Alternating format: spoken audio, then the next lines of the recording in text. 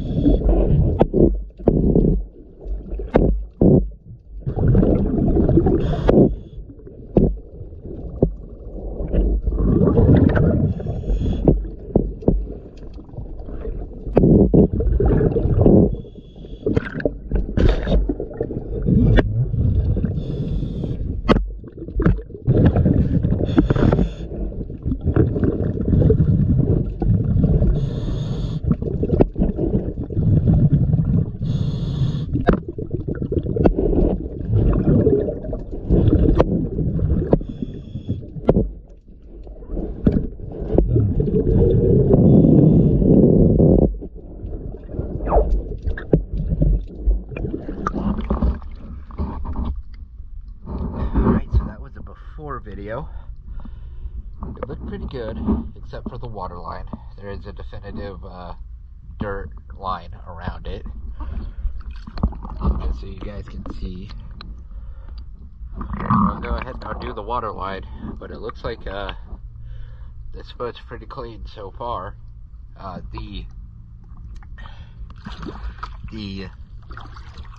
zinc on it is looks like a 73 millimeter max prop, so I'm going to put that in the notes as well.